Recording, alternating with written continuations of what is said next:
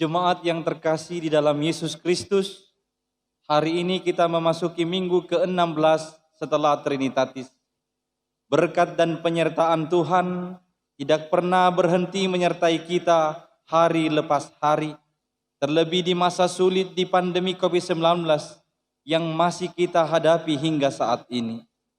Terpujilah Tuhan atas segala pemberian dan perbuatannya yang tak bertara. Marilah kita satukan hati, jiwa, dan pikiran kita untuk bersekutu memuji Tuhan. Sebab firman-Nya berkata, carilah Tuhan selama Ia berkenan ditemui. Berserulah kepadanya selama Ia dekat. Kita bernyanyi.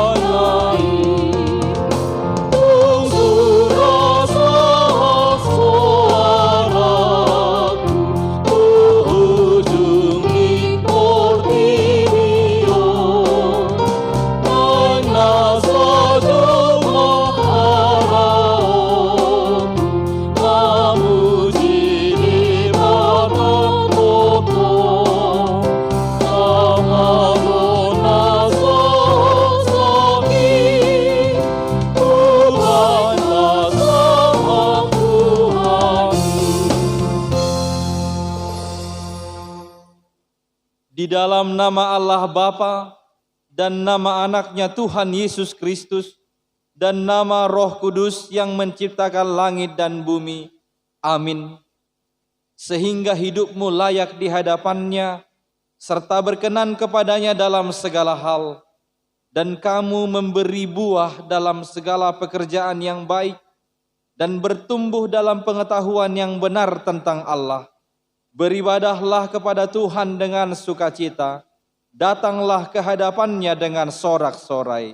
Haleluya. Haleluya,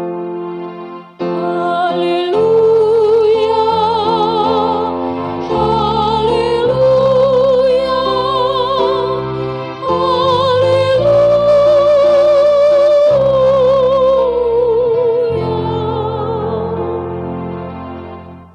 Kita berdoa.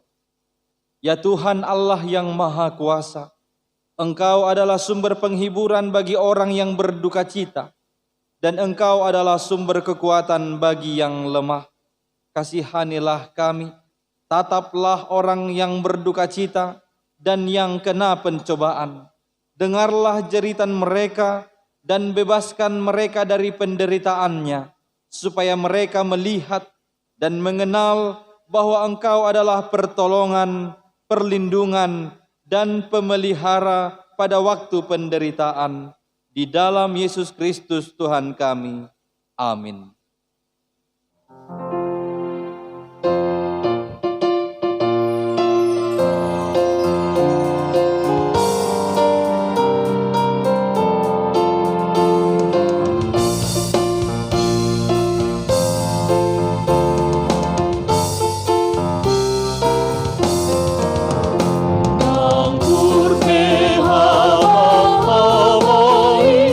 Tuhan Bapa rindu kami,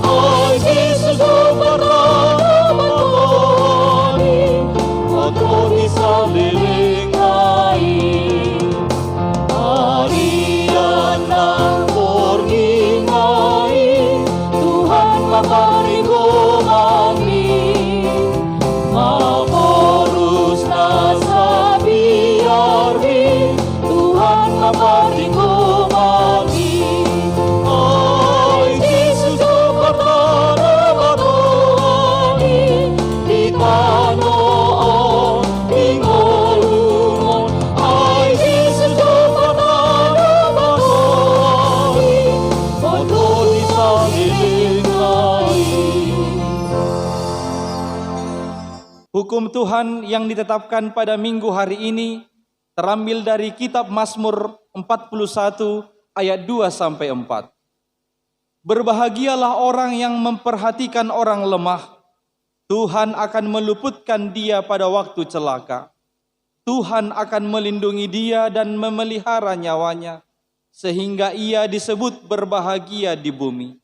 Engkau takkan membiarkan dia dipermainkan musuhnya. Tuhan membantu dia di ranjangnya waktu sakit. Di tempat tidurnya kau pulihkannya sama sekali dari sakitnya. Demikianlah hukum Tuhan. Marilah kita memohon kekuatan dari Allah untuk melakukan hukum-Nya.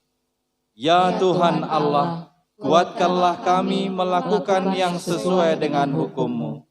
Amin.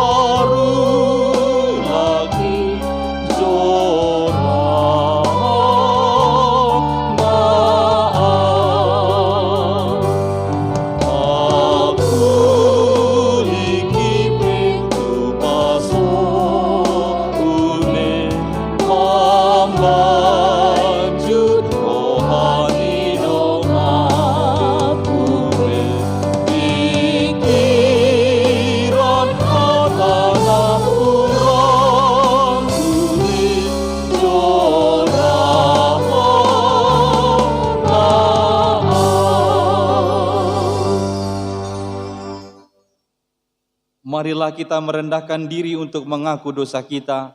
Kita berdoa. Ya Tuhan Allah, Bapa Tuhan kami Yesus Kristus, Engkaulah Allah yang Maha Kuasa, pencipta segala sesuatu. Engkau adalah adil, menghakimi semua orang. Kami datang ke hadapan-Mu mengaku segala dosa kami yang kami lakukan karena melanggar hukum-Mu, baik melalui perkataan kami yang tidak benar, maupun karena nafsu keinginan duniawi yang selalu mempengaruhi kami. Kami patut mendapat murka Tuhan akibat dosa kami itu. Tetapi Engkau adalah Tuhan pengasih dan penyayang. Kasihanilah kami, ampunilah segala dosa-dosa dan kesalahan kami di dalam Anak-Mu Tuhan Yesus Kristus. Karuniakanlah kami Roh Kudus, agar kami setia mengikuti Engkau di dalam kebenaran dan kekudusan, dan memperoleh hidup yang kekal yang Tuhan janjikan bagi setiap orang yang percaya kepada Anak-Mu, Yesus Kristus Tuhan dan Juru Selamat kami. Amin.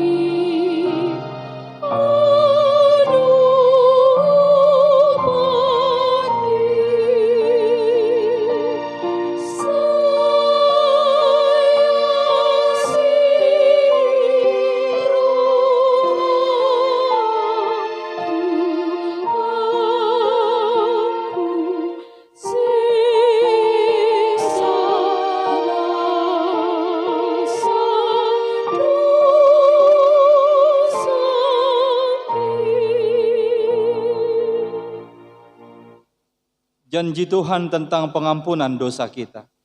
Tuhan adalah penyayang dan pengasih, panjang sabar dan berlimpah anugerah kasih setia. Tidak dilakukannya kepada kita setimpal dengan dosa kita, dan tidak dibalasnya kepada kita setimpal dengan kesalahan kita. Seperti Bapa sayang kepada anak-anaknya, demikian Tuhan sayang kepada orang-orang yang takut akan Dia. Kemuliaan bagi Allah di tempat yang maha tinggi. Amin.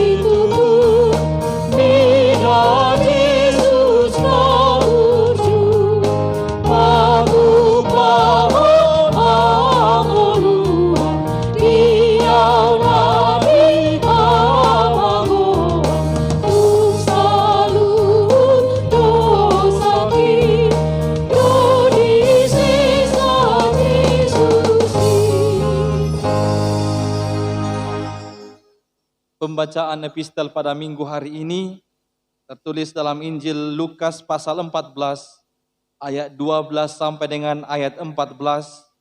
Kita membacanya secara responsoria. Beginilah firman Tuhan. Siapa yang harus diundang?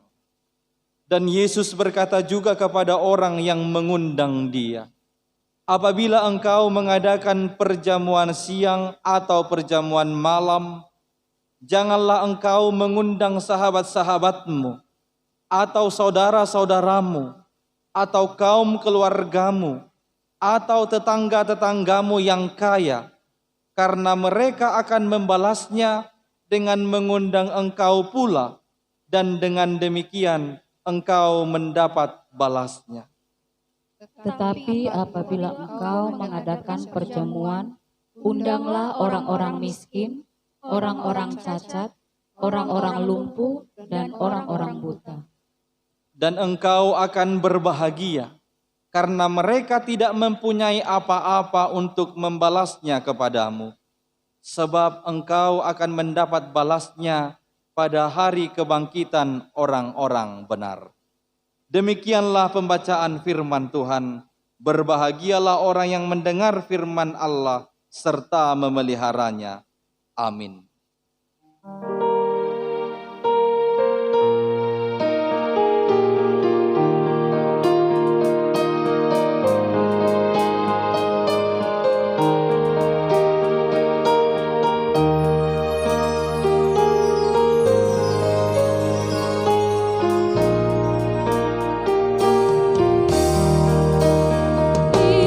Yesus, tolong aku, sahabat.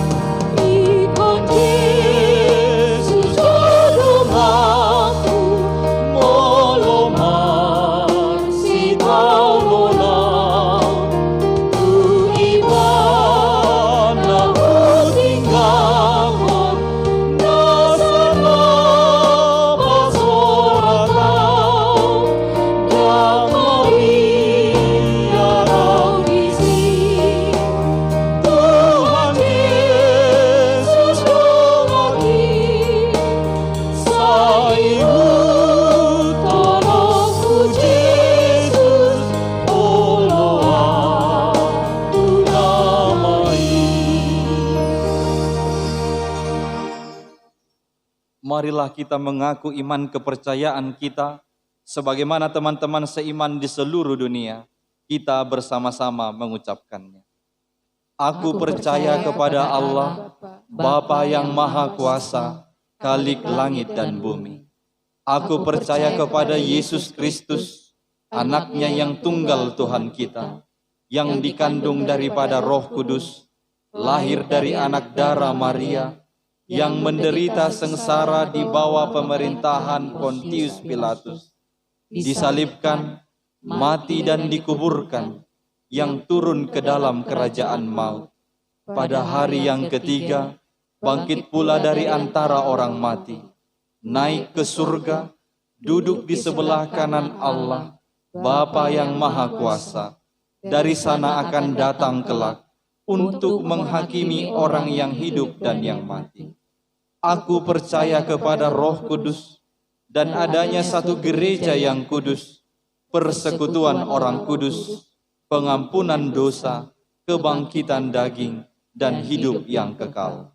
Amin.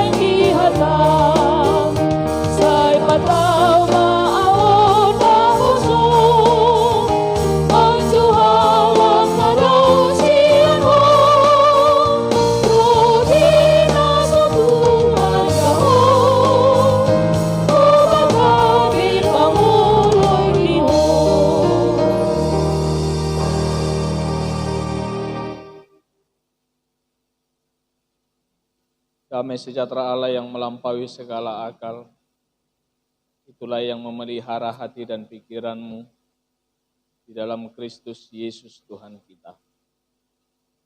Amin.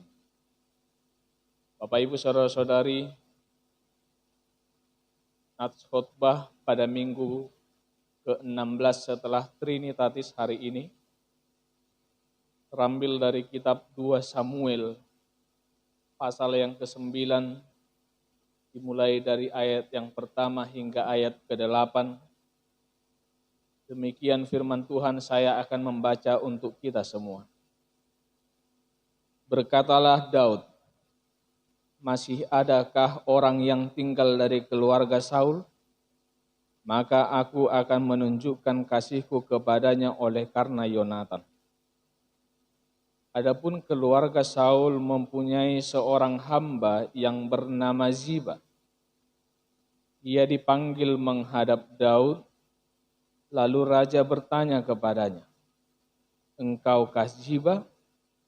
Jawabnya, "Hamba Tuanku." Kemudian berkatalah raja, "Tidak adakah lagi orang yang tinggal dari keluarga Saul? Aku hendak menunjukkan kepadanya kasih yang dari Allah."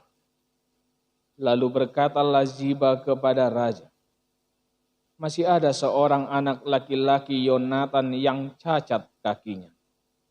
Tanya raja kepadanya, "Di manakah ia?" Jawab Ziba kepada raja, "Dia ada di rumah Makir bin Amiel di Lodebar." Sesudah itu Raja Daud menyuruh mengambil dia dari rumah Makir bin Amiel dari Lodebar. Dan Mefiboset bin Yonatan bin Saul masuk menghadap Daud. Ia sujud dan menyembah. Kata Daud, Mefiboset, jawabnya, inilah hamba Tuhan. Kemudian berkatalah Daud kepadanya, janganlah takut, sebab aku pasti akan menunjukkan kasihku kepadamu oleh karena Yonatan ayahmu. Aku akan mengembalikan kepadamu segala ladang Saul nenekmu, dan engkau akan tetap makan sehidangan dengan aku. Lalu sujudlah Mefiboset dan berkata, apakah hambamu ini, sehingga engkau menghiraukan anjing mati seperti aku? Demikian firman Tuhan.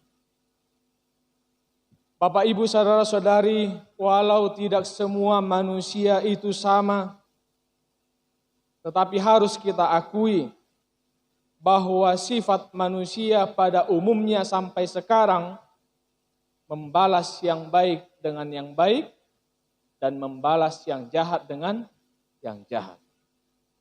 Mengasihi yang dianggap teman, mengasihi yang dianggap sahabat, dan membenci yang dianggap lawan, membenci yang dianggap musuh. Ima bakko ni hajol maun secara umum. Tetapi jika kita memperhatikan teks khotbah ini, sikap atau prinsip yang seperti itu tidak berlaku. Justru kebalikannya. Dalam teks ini jelas ditunjukkan sikap yang membalas yang jahat dengan yang baik dan mengasihi yang jelas-jelas lawan dan musuhnya. Bapak, Ibu, saudara-saudari, untuk memahami teks ini kita harus mengetahui apa latar belakang yang sebenarnya yang terjadi ketika itu. Raja Daud dan Raja Saul ini adalah dua orang yang berlawanan, yang saling bermusuhan, yang saling bertentangan. Beberapa kali Raja Saul menyusun rencana untuk membunuh Raja Daud. Tetapi hal itu tidak pernah terwujud.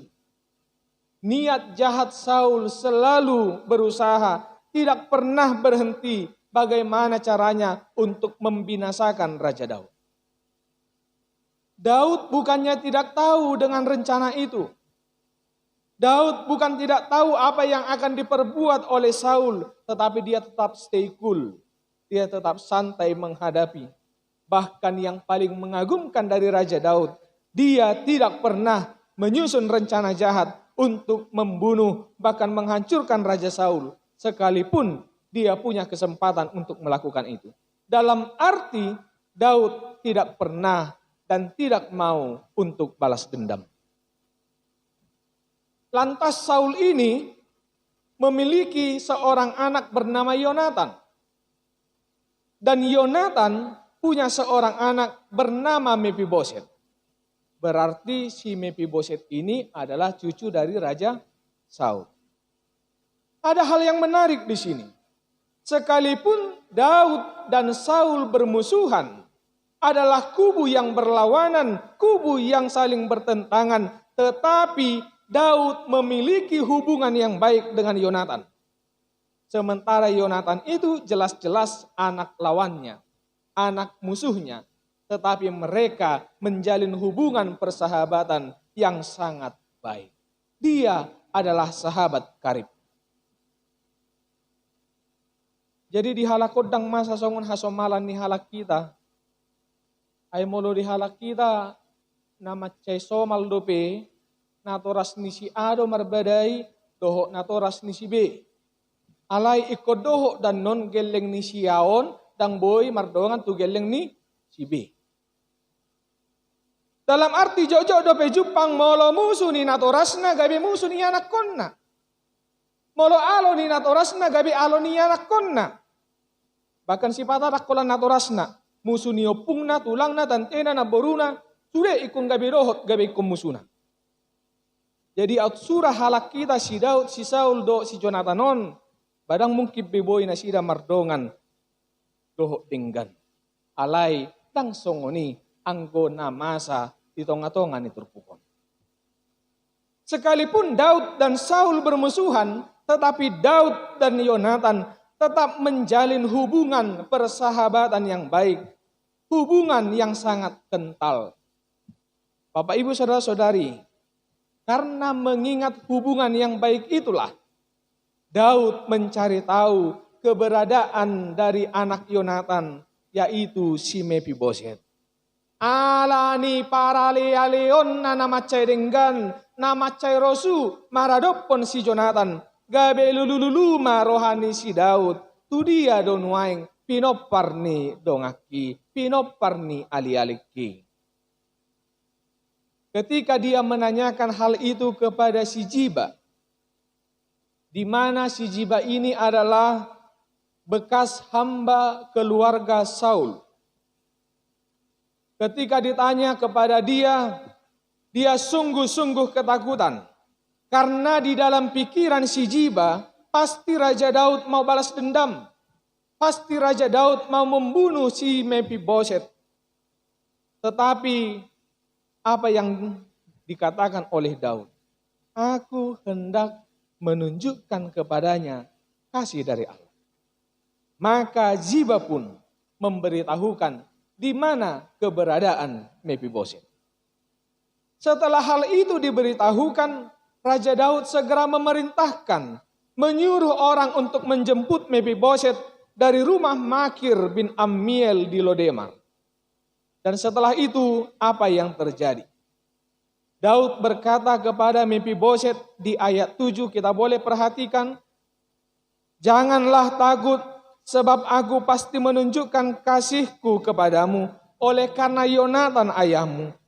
Aku akan mengembalikan kepadamu segala ladang Saul nenekmu, dan engkau akan tetap makan sehidangan dengan aku. Kalau tadi di awalnya Mefiboset pasrah dalam ketakutan menghadap Raja Daud, tetapi setelah mendengar perkataan Raja Daud itu, rasa takutnya pun hilang. Rasa takutnya itu berganti menjadi rasa hormat, rasa segan yang sangat luar biasa. Itu yang dia tunjukkan. Itu sebabnya Mefiboset langsung tersungkur, langsung menyembah kepada Raja Daud. Dan apa yang dia katakan? Apakah hambamu ini sehingga engkau menghiraukan anjing mati seperti aku? Tungi sema pola au napo somon, upahe pola do pakonommu biang namate songonang. Bapak Ibu boleh kita bayangkan, Mefiboset menyetarakan, mengibaratkan hidupnya sama seperti anjing yang sudah mati. Dia menganggap dirinya tidak punya arti apa-apa. Dia menganggap dirinya bagaikan bangkai anjing yang tinggal menunggu ulat-ulat, menunggu belatung untuk menghancurkan hidupnya. Tetapi bagi Daud, Mefiboset masih berharga dan masih punya arti dalam kehidupannya. Apalagi dia adalah anak sahabat karibnya. Bapak Ibu, sikap yang ditunjukkan oleh Daud terhadap Mefiboset, itulah yang menjadi inti khotbah pada minggu hari ini.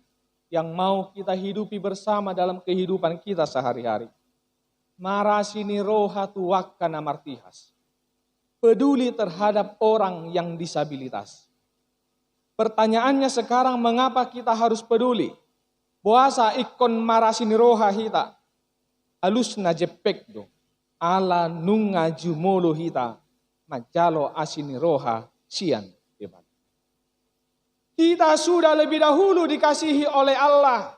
Itu sebabnya kita juga harus mengasihi, harus peduli, harus care kepada siapa? Kepada orang-orang lemah, orang-orang yang tidak berdaya, orang-orang yang dianggap hina, orang-orang yang terbuang, orang-orang yang dimarginalkan.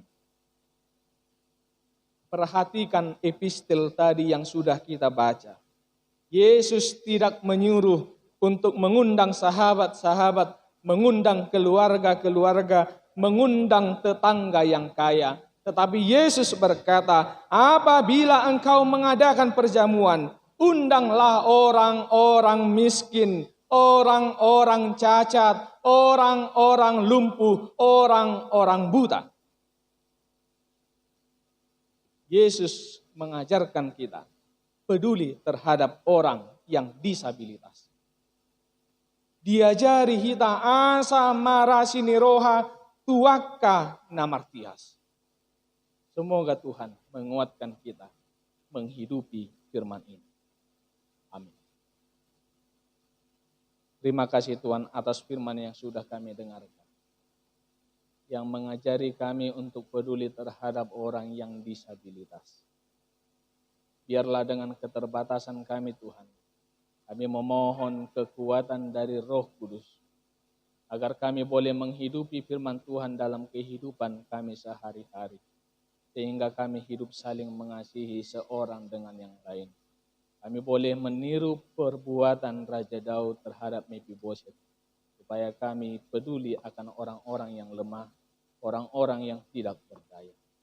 Kami juga Tuhan berdoa buat hari lepas hari yang masih Engkau berikan kepada kami, walaupun kami harus menghadapi masa-masa sulit ini. Kami yakin dan percaya tangan penyertaan Tuhan tidak pernah berhenti menyertai perjalanan kehidupan kami. Kemanapun kami melangkah, kami yakin dan percaya Tuhan selalu bersama kami. Di dalam Kristus Yesus kami serahkan hidup kami, dengarkanlah doa kami ini. Amin.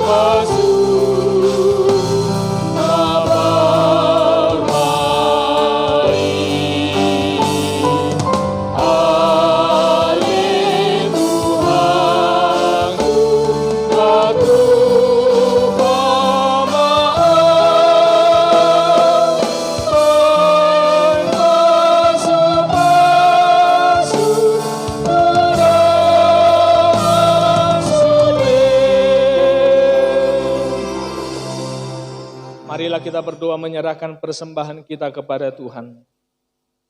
Ya Allah Bapa kami yang di surga, kami mengaku bahwa Tuhan adalah sumber dari segala karunia yang melimpah dalam kehidupan kami masing-masing. Sebahagian daripada karunia itu kami serahkan kembali sebagai persembahan kepada Tuhan. Terimalah dan berkatilah persembahan umat-Mu ini, agar dapat kami pergunakan untuk pekerjaan dan pelayanan kerajaan Tuhan di dunia ini. Bukalah hati kami untuk mengenal, Betapa banyak berkat dan karunia yang kami peroleh dari Tuhan, supaya kami senantiasa bersyukur kepadamu. Di dalam nama Yesus Kristus Tuhan kami. Amin. Tuhan karuniamu, roh dan jiwaku semua, nyawa juga hidupku, harta milikku semua, ku serahkan padamu untuk selama-lamanya. Bapa kami yang di surga, dikuduskanlah namamu. Datanglah kerajaanmu, jadilah kehendak-Mu di bumi seperti di surga. Berikanlah kami pada hari ini makanan kami yang secukupnya, dan ampunilah kami akan kesalahan kami, seperti kami juga telah mengampuni orang yang bersalah kepada kami. Dan janganlah membawa kami ke dalam pencobaan, tetapi lepaskanlah kami daripada yang jahat. Karena Engkau punya kerajaan dan kekuasaan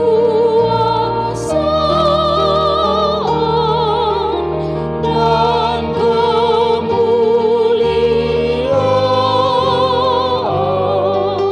sampai selama-lamanya.